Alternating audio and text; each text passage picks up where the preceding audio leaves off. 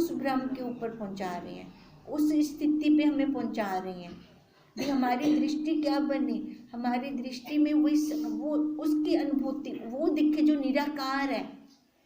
अब देखो बोलने में तो उल्टा लगेगा, क्या कह रहे हैं, हमें वो दिखे जो निराकार है।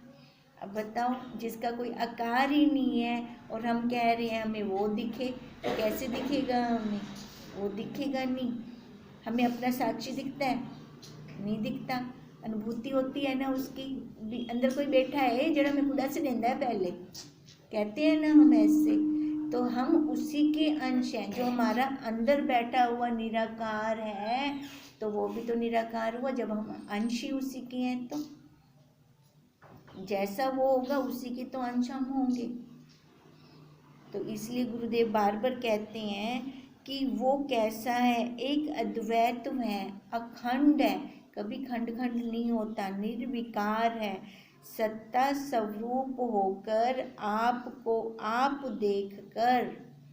अब देखो, अगर हमें उसको देखना है तो हम कहाँ देखते हैं, सबसे पहले उसको हम अपने अंदर देखते हैं, अंदर का अभ्यास करते हैं ना देखने का। मंदिर में जाकर हम आंखें बंद कर क्यों कर लेते हैं, तो आँखें खोल पाऊँ, उसके दर्शन होंगे मंदिर में, आंखें खोल के बैठें, पर नहीं, वहाँ जाते हैं तो आंखें बंद करके बैठते हैं। अब बंद करके बैठते हैं का क्या मतलब कि अंदर है, अंदर देखते हैं उसको, आंखें बंद करके बैठते हैं। वो सत्ता स्वरूप अपने आप कहाँ पे है, हमारे अंदर है। उसकी अनुभूति, उसकी दृढ़ता अगर इतनी होती है तो बाहर फिर वो दिखता है, बाहर सब आकार में दिखता है, सब रूप में दिखता है। पहले तो वो सत्ता रूप से अंदर देखें, कहते हैं वही निर्विकार सत्ता स्वरूप होकर आपको आप देखकर नाना प्रकार के संकल्प और संशय उठा रही है।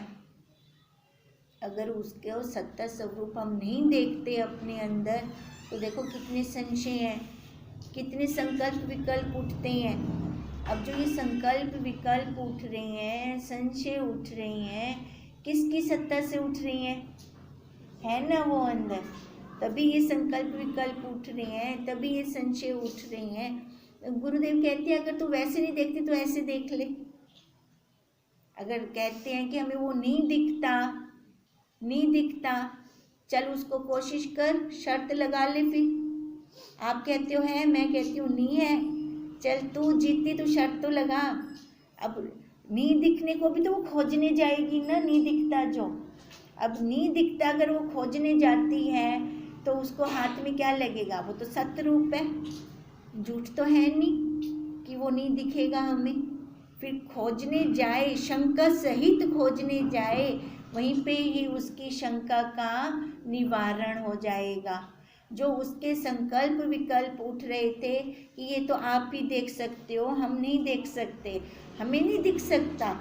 अब गुरुदेव कहते हैं नहीं, तेरे को भी दिख सकता है, शर्त इतनी है तो संशय उठा और उसको खोजने जा, और सच्चे मन से खोज।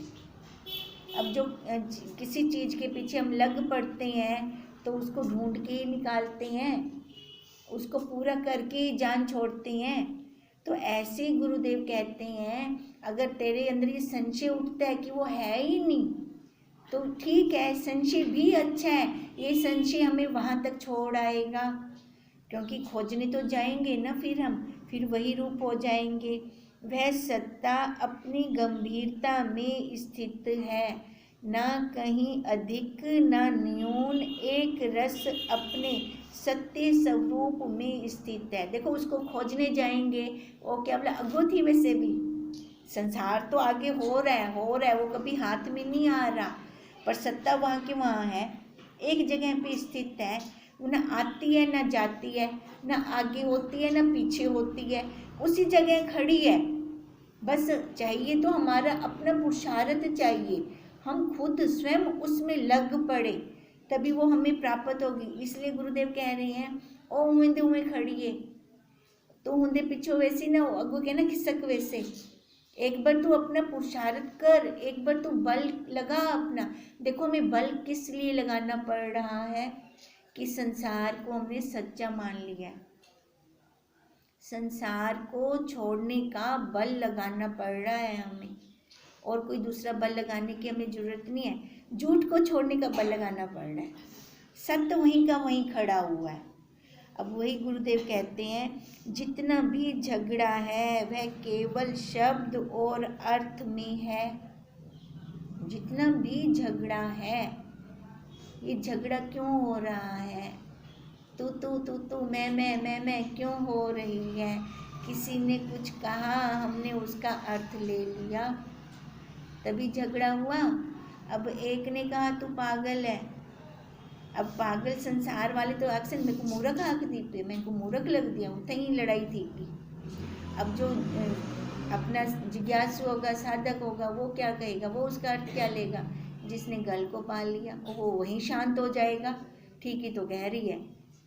अब मैंने जिसको पा लिया उसको तो वही दिख रहा है ना, तो अच्छा ही तो है।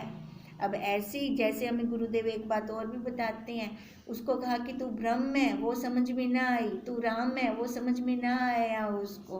कहते मैं इतनी दूर से आई हूँ खाली बस यही सुनने के लिए कि मैं राम हूँ। वो तो मेरे को पता ही है, मैं घर में बैठा भी जान रहा था। फिर उसी दिन गुरुदेव ने उसको सामने से क्या बोल दिया, तू गधा है। अब गधा शब्द उसको कितना लगा, शब्द का अर्थ लिया ना, उसका अर्थ ले ही नहीं रहा था। अब यही गुरुदेव हमें बार बार समझाते हैं, ये जितना भी झगड़ा हो रहा है शब्द के अर्थ का ही झगड़ा है, क्योंकि हम सही समझते ही नहीं है। हम संसार वाली वृत्ति के साथ उसको पकड़ लेते हैं। अगर जैसे गुरुदेव कहें हमें तू ब्रह्म है, तो वो अंदर तक, अच्छा मेरे को गुरुदेव ने ब्रह्म कहा, अंदर तक जाए, अच्छा मेरे को राम कहा। जो आराम कर रहा है राम के अंदर, वही राम। सुबह मिलते हैं तो राम राम, तू भी राम, मैं भी राम, हम दोनों आराम कर रहे हैं उस राम के अंदर। तो कितनी अच्छी अनुभूति है होती है। अगर ऐसे अर्थ लेकर चलें तो खाली शब्दों तक ही रह जाएं, कानों का रस्सी बना लें, फिर वो रस नहीं निकलता अंदर से। कहते हैं श्रोत्र द्वारा जो जो शब्द कान से अंतःकरण में प्रतिबिंबित होकर निश्चय हुआ, तभी निश्चय करते हैं ना हम अंदर, हम गधा हैं कि ब्रह्म है, हम क्या हैं? कान से गया अंतःकरण के अंदर, अंतःकरण से फिर हमने उसका अर्थ निकाला, अर्थ निकाल कर फिर हमने उसके ऊपर निश्चय किया, अब मैं क्या हूँ। अब कहते ये सारा शब्द ही है, बाहर बेकार में ही हम उलझे पड़े हैं, नहीं तो ये किसी काम का नहीं है। ये मनुष्य शरीर जो हमें मिला है, ये अंतःकरण जो मिला है, जो ये इंद्रियां हमें मिली हैं, ये किस लिए मिली हैं? कि हम अपने स्वरूप को पालें। मनुष्य शरीर में ही तो पा सकते हैं, और कोई शरीर बताओ जिसमें हम पा सकें? है कोई? मनुष्य शरीर मिल गया ना, समझो उस परमात्मा ने सर्टिफिकेट दे दिया हमें भी, तू अपने स्वरूप को पा सकती है।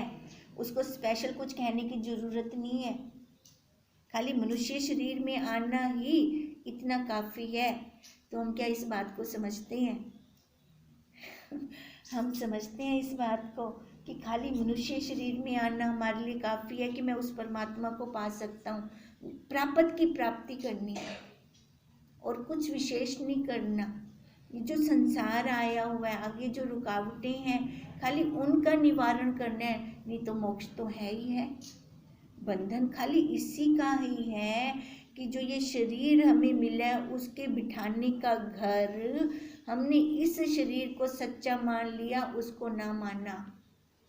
अगर उसी को मान लेते तो ये हमारे आगे बंधन ही ना आता शरीर वाला। मेन मुसीबत तो यही है ना हमारे आगे कि इस शरीर को मैंने सच्चा मान लिया, इसके वालों को सच्चा मान लिया। अब वहीं पे गड़बड़ हो जाती है सारी।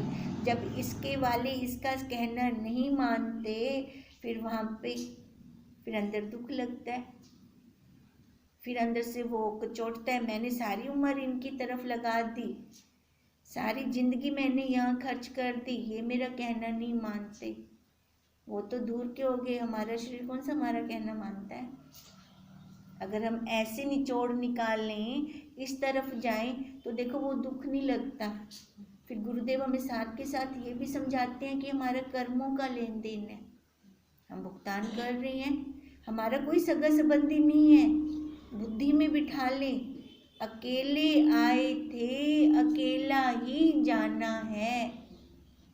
हम कहें कि ये बच्चे मेरे हैं, ये पति मेरा है, चाहे जितने मर्जी प्यार वाले बच्चे हों, जितना कहना मानने वाले बच्चे हों, पर वो मेरे नहीं है।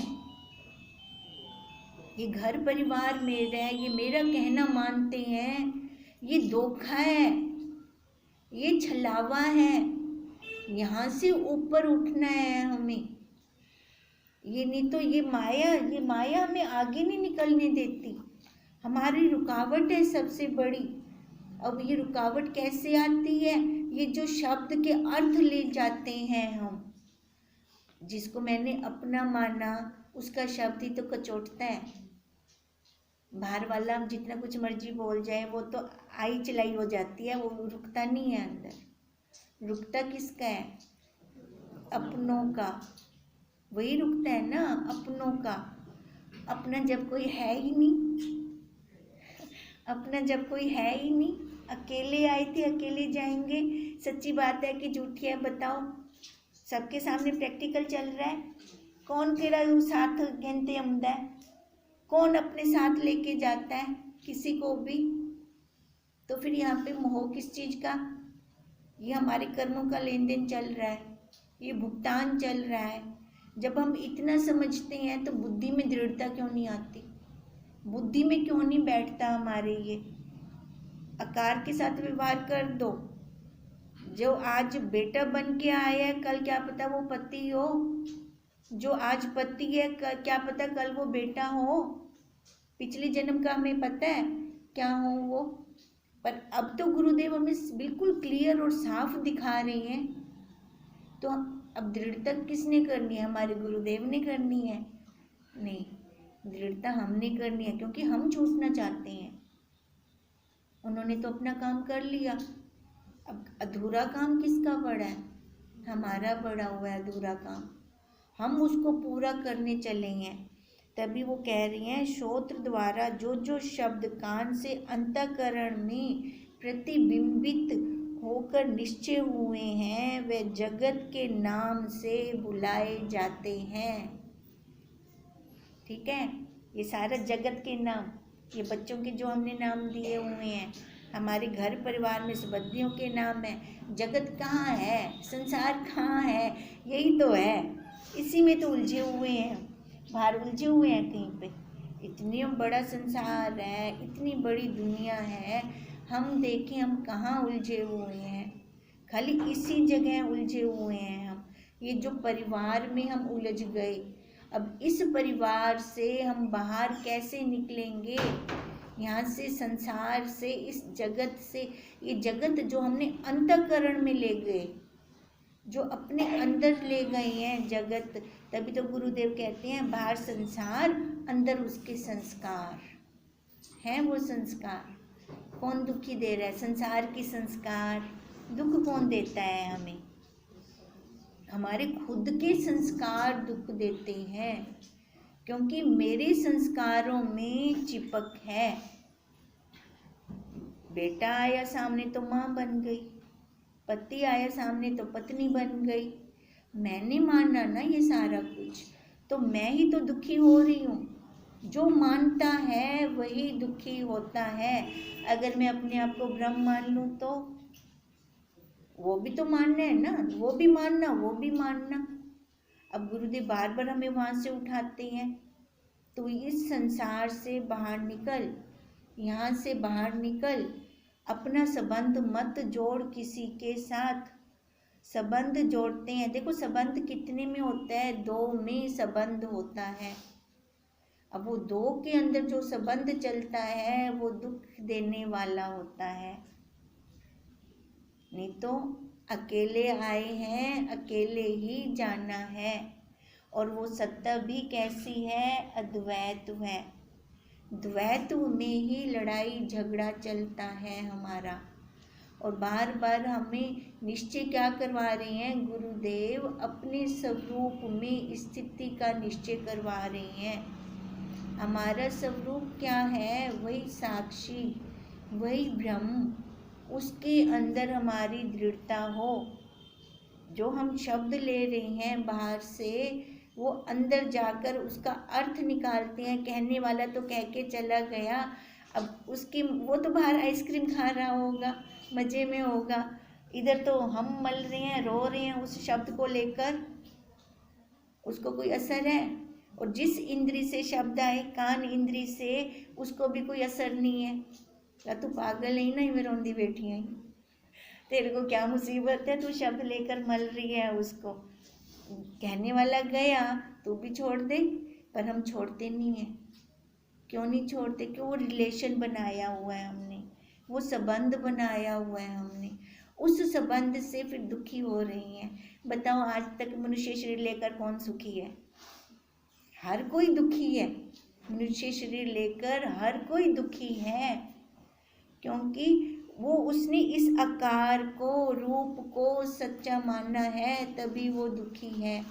इस आकार से बाहर निकल जाए, सुखी वही जिसने अपने आप को गुरुदेव के साथ जोड़ दिया, अपने स्वरूप में स्थिति कर ली, वही सुखी है। इसलिए कहते हैं कि यही निश्चय हो कि वह जगत के नाम से बुलाए जाते हैं और दुख का निमित्त हो रहे हैं। है दुख का निमित्त कि नहीं? अब दुख हमें कहाँ से आ रहा है? आ बैल मुझे मार, हम खुद ले रहे हैं दुख को।